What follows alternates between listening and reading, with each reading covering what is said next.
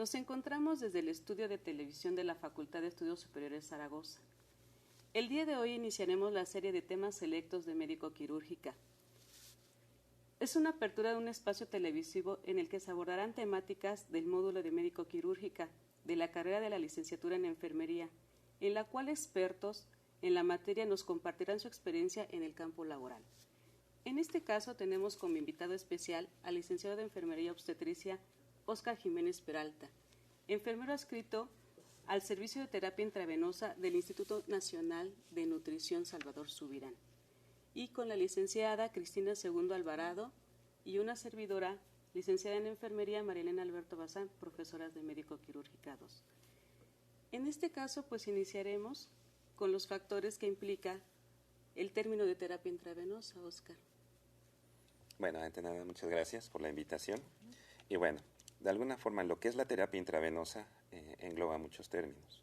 Dentro de esto es en sí la instalación de un acceso a la luz venosa para posteriormente poder aplicar medicamentos, soluciones, sangre, sus componentes. Ya todo esto con fines diagnósticos o bien terapéuticos. Esto con una indicativa de los buenos lineamientos o pautas para el manejo de ellos. Bueno, de acuerdo con la anatomía y fisiología del sistema circulatorio, ¿es el conveniente el uso de arterias y venas para esta terapia? Claro. En cualquiera de los dos, tanto en arterias y venas, utilizamos accesos venosos, o bueno, en este caso, accesos como tal. Dentro de lo que son las arterias, recordemos que se forma un circuito cerrado como tal, y en la arteria podemos utilizar un catéter para tomar muestras de sangre, monitoreo hemodinámico o inclusive para fines de tratamientos como tal, como por ejemplo son los cateterismos cardíacos, donde nos colocan los introductores, que a través de ellos podemos hacer diferentes procedimientos. En las venas, pues bueno, es lo que marcó la pauta para manejar los términos de accesos venosos, desde la aplicación de medicamentos hasta inclusive también monitoreo de ello. Óscar, ¿y cuáles son los sitios más comunes para la instalación de catéteres centrales? Bueno, el decir que es un catéter central propiamente, tenemos que cumplir con un requisito, siempre y cuando la punta de este catéter desemboque en la vena cava superior. Tenemos diferentes rangos en el cuerpo, en el cual podemos tomar como referencia que la punta del catéter tiene que quedar por arriba de la aurícula derecha de 3 a 4 centímetros. O bien nuestra otra referencia anatómica que tenemos es a la altura de las pulmonares o bien por debajo de la carina. Últimamente han habido artículos donde ya han mencionado que únicamente con cumplir de que la punta de esta se encuentre dentro de la vena cava superior, nos cumple los requerimientos para únicamente toma de presión venosa central, pero es únicamente para ese requisito. Pero el término en sí, central, es que esté en la desembocadura de la vena cava superior. Ahora bien, tomando como referencia esto, tenemos dos formas de ingresar los catéteres centrales, ya sea de forma periférica o bien de forma corta central. Dentro de lo que son las periféricas centrales, podemos abordarla por lo que son la vena basílica, la cefálica o bien la medial. Posteriormente, de lo que son los catéteres cortos centrales, podemos abordarlas por la yugular interna, en sus diferentes abordajes, anterior, medio y posterior, la yugular externa, o bien el abordaje por medio de la subclavia. Dentro de esta última, el abordaje por subclavia, se ha recomendado el uso de ella, porque se ha demostrado que ha presentado menos complicaciones de acuerdo a las bacterias relacionadas a catéter, e inclusive brinda una mayor comodidad para el paciente, ya que en las yugulares, pues bueno, tenemos diferentes obstáculos que se pueden presentar. Por ejemplo, es un pliegue, guarda mayor grado de humedad e inclusive es más incómodo para el paciente. Podemos ahondar que inclusive los pacientes que cuentan con traqueostomía, pues es más difícil el manejo por parte de enfermería. En cambio, en un abordaje por subclavia, pues es mucho más cómodo y es más viable el manejo de él. Okay. De acuerdo a todo esto, ¿qué mecanismos reguladores se involucran en la terapia intravenosa? Bueno, principalmente es la formación y la implementación de un equipo de terapia intravenosa. Se sabe que a nivel México, solamente el 25% de las instituciones a nivel nacional solo cuentan con un equipo de terapia intravenosa. dentro de los cuales se ha demostrado que contando con un equipo de terapia intravenosa se bajan completamente las tasas de infecciones relacionadas a catéter. Esto está bien estudiado y está bien demostrado.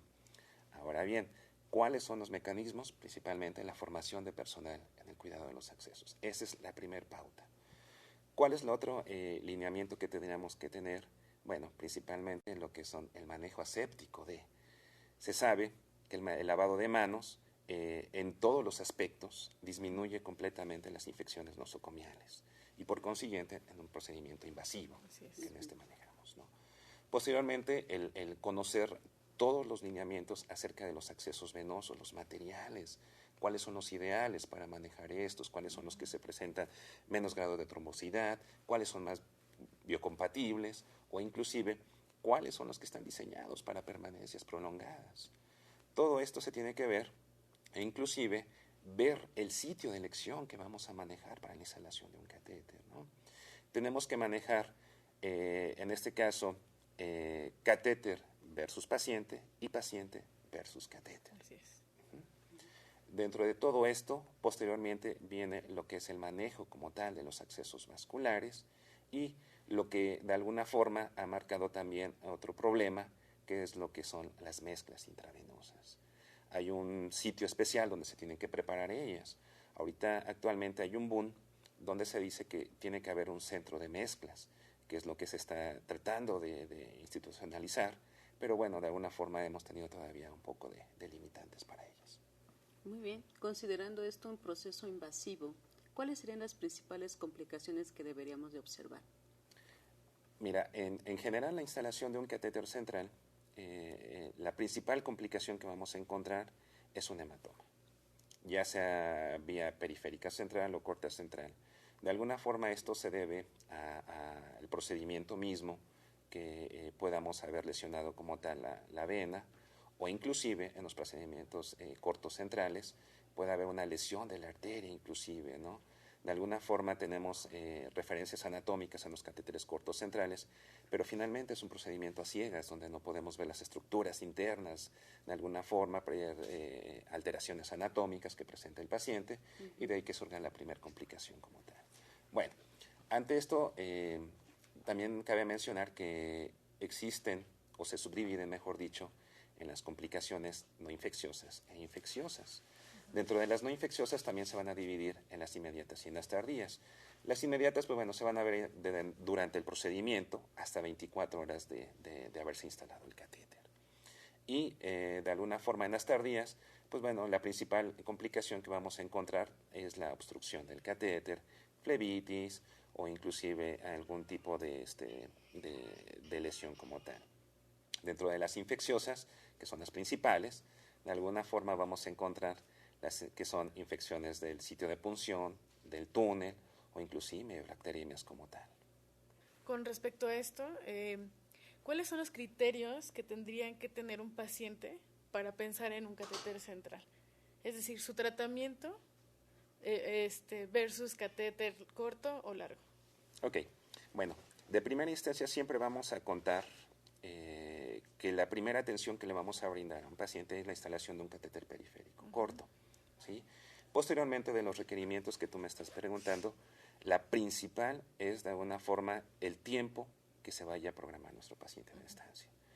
De alguna forma, dentro de los criterios que manejamos en la enfermería, vemos que nuestro paciente va a durar un periodo de por lo menos 6 días, ya empezamos a considerar la instalación de un catéter central.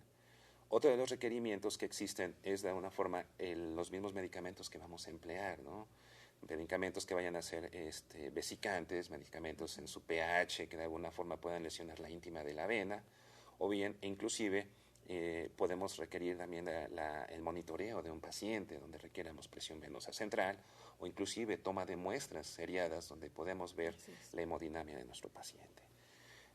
Principalmente dentro de lo que son el grado de pH, pues bueno, tenemos nuestra principal referencia que vamos a tomar es el grado plasmático, ¿sí? En base a esto nosotros sabemos que una sustancia puede ser alcalina o puede ser ácida. El grado de osmolaridad también podemos dañar la íntima de la vena, ¿no? Estructuralmente la íntima de la vena viene diseñada como un túnel deslizable. Esto de alguna forma precisamente es por el diseño natural para el fluido como tal de los componentes sanguíneos. Mencionando lo que dices de que es anatómicamente perfecto, coméntanos cómo son las características que se tienen que tiene que cumplir un catéter en sí, en su material, en su tamaño, no sé. Bueno, primero que nada, un catéter tiene que ser biocompatible. Ese es el primer lineamiento que tenemos que tener. Ahorita el mejor material que se ha descubierto es el poliuretano. Es el que presenta menor grado de trombosidad. Es un catéter que de alguna forma no guarda memoria. Es un catéter que de alguna forma, mejor dicho, es un material que de alguna forma se adapta adecuadamente a la termosensibilidad de la vena, ¿no? A diferencia de otros, se me ocurre el silicón. Es un material que de alguna forma es muy termosensible, inclusive se puede de alguna forma deformar dentro del torrente sanguíneo. Muy bien, Oscar. Aunada a toda esta situación de importancia que tiene el catéter, ¿cuáles serían esos elementos indispensables que deberíamos de contar en una institución para salvaguardar esta eficacia del catéter, que se mantenga en sus óptimas condiciones? Bueno, vuelvo a mencionar, el principal que tenemos que tener es formación del personal. De ahí, de alguna forma, lo ideal, vuelvo a mencionar, sería que hubieran equipos de terapia intravenosa, ¿no? Lamentablemente también tenemos que adecuarnos a las instituciones, a los recursos también materiales, a los recursos humanos también, hay que considerar esa situación, donde no se pueden formar estos equipos. Pero principalmente es la formación del personal, capacitarlo en lo que son los accesos venosos, de alguna forma, en la anatomía, fisiología también, farmacología, hay que considerar esta situación, e inclusive de alguna forma también epidemiología, porque hay que darle seguimiento si se llegaran a presentar las complicaciones y qué soluciones vamos también a dar a estos. ¿Cuánto tiempo es recomendable dejar un catéter central? Mira, de alguna forma los lineamientos están marcados. Se dice que los catéteres como tan centrales pueden ser de estancias medias o bien de estancias prolongadas. Dentro de lo que son las estancias medias, podemos considerar que hasta 6 meses pueden durar un catéter instalado. Esas son las recomendaciones que nos dan, ¿no? Pero en la experiencia dentro del instituto hemos manejado catéteres inclusive hasta por años sin ningún problema adverso. Pero ¿cuál sería? Y vuelvo a mencionar la importancia de un equipo de terapia intravenosa, la pauta que tenemos para ello, pues principalmente el buen manejo de los accesos vasculares. Un acceso que no sea manejado óptimamente, pues bueno, sus repercusiones pueden ser inclusive perjudiciales para el paciente. Un acceso que sea manejado adecuadamente, podemos prolongar su vida de este. De acuerdo con esto que nos menciona sobre el tiempo, ¿cada cuánto, en su experiencia en nutrición, cada cuánto tiempo se tiene que hacer la curación? Mira, la curación de un catéter se está programado de que pueda realizarse en 7 días. Pero también tenemos que considerar las situaciones. Un paciente que presente su parche, que esté despegado, sucio, mojado, pues de alguna forma vamos a interrumpir este lapso que nos están marcando. Ahora bien, caemos ahí en un dilema, ¿no? Del preguntar del parche con gasa o sin gasa. Hasta la fecha todavía se sigue manejando esta situación, en el cual podemos manejar que por los lineamientos que hay marcados, que hay estipulados, sí se recomienda el uso de una gasa. En particular en la institución donde laboro, sí manejamos la gasa y de alguna forma hemos tenido buenos ¿Resultados? Buenos resultados. Hemos obtenido buenos resultados y de alguna forma el emplear una gasa se ha visto que sí es viable. En otras instituciones manejan directamente el apósito transparente, sin gasa, y de alguna forma se puede manejar sin ningún problema. Pero en los pacientes hemato-oncológicos es recomendable manejar estas curaciones 2 veces por semana, precisamente porque nos han preguntado, bueno, si tú manejas o proteges el sitio de punción, ¿cómo le puedes dar un manejo adecuado de estos, no? Pues precisamente en estos pacientitos que se encuentran inmunocomprometidos, pues las alteraciones las presentan mucho más rápidas y mucho más drásticas, a diferencia de otro paciente que de alguna forma no esté inmunocomprometido. Por ejemplo, ¿cuál es el protocolo que ustedes siguen institucionalmente para elegir un paciente que pueda tener un catéter de larga estancia, hablando de pacientes que requieran de tratamientos prolongados como oncológicos. ¿Y qué podríamos hacer? O sea, ellos cómo están en esa situación a lo que tú acabas de comentar de esa curación, tal vez 2 veces a la semana. ¿Qué criterios son los más importantes ahí? Bueno, principalmente para que nosotros podamos sugerir la instalación de un catéter de permanencia, el paciente es precisamente eso, es un paciente que de alguna forma ya es crónico, que va a requerir un tratamiento prolongado. Es ahí cuando nosotros sugerimos la instalación de un catéter, ¿no? El equipo de terapia intravenosa conlleva a interactuar. El equipo de terapia intravenosa conlleva a interactuar con diferentes instituciones, bueno, dicho, con diferentes pacientes, tratamientos, cirugía, epidemiología. Cirugía, epidemiología. El equipo de terapia intravenosa conlleva a interactuar con diferentes departamentos. En este caso pueden ser cirugía, medicina intervencionista, que ahorita ya hay muchos procedimientos que se pueden realizar por medio de ellas, y epidemiología. Todos estos de alguna forma tenemos que interactuar para poder elegir a un paciente y por consiguiente elección del catéter. Ahora bien, los criterios que habrían principalmente los pacientitos que van a requerir este tipo de accesos van a ser los pacientes hemato-oncológicos. ¿Por qué? Porque en ellos de alguna forma la red venosa periférica ya carecemos de ella, la agotamos principalmente por el mismo tratamiento que se brinda en un inicio, o a los pacientes que de alguna forma requieren de transfusiones sanguíneas, ¿no? O inclusive el apoyo también de parenteral que se lleguen a requerir. Y de alguna forma hay que considerar que los catéteres de permanencia los podemos dividir en 2 circunstancias. Los permanentes, de alguna forma, o implantados totalmente, o los semi-implantados. Dentro de lo que son los semi-implantados, quiere decir que una porción del catéter todavía da a la luz externa y de alguna forma también tenemos que hay beneficios, o más dicho, ventajas y desventajas en el empleo de ellos, ¿no? De alguna forma, las ventajas es que se pueden emplear para la aplicación de diferentes medicamentos si se contara de doble vía, o inclusive si requería de alguna forma inclusive para toma de muestras, en los que sean pacientes totalmente o catéteres totalmente implantados. ¿Qué es lo que les va a brindar de ventaja? Pues bueno, es un paciente que de alguna forma no le va a limitar su actividad y que es completamente, no es visible a la luz y de alguna forma su grado de infección potencial disminuye completamente. Pues qué fabuloso que exista esta situación novedosa en cuanto a esos tratamientos tan prolongados y que de alguna manera facilitan ese manejo de los pacientes. Una pregunta importantísima. ¿Estos catéteres pueden elegirse para las transfusiones de paquetes globulares o sus derivados? Definitivamente sí. De alguna forma todavía hay controversia en que si se puede utilizar o se deba de utilizar un catéter para la aplicación de una transfusión, ¿no? Principalmente las restricciones que nos están marcando es precisamente por ello, ¿no? Porque muchas veces no llegamos a cumplir con los lineamientos que nos marcan para ello. En el cuidado, precisamente, lo que se busca siempre es prolongar la vida de un acceso venoso para beneficio de un paciente. ¿Cuáles serían los requerimientos que vamos a utilizar para la aplicación de sangre o de transfusión propiamente a través de un catéter? Primero que nada, la permeabilidad. Claro. Eso es lo que nos va a dar una buena pauta. Si nosotros tenemos una buena permeabilidad, sabemos que la viscosidad de una sangre o de sus componentes pues es de alguna forma más alta a diferencia de un líquido, una solución salina, se me ocurre. Entonces, por eso es el grado de que se lleguen a presentar problemas de obstrucción o inclusive de retorno venoso. Vuelvo a decir, si nosotros contamos con una adecuada permeabilidad, nosotros podemos transfundir. Ahora bien, también hay requerimientos para la transfusión de sangre, ¿no?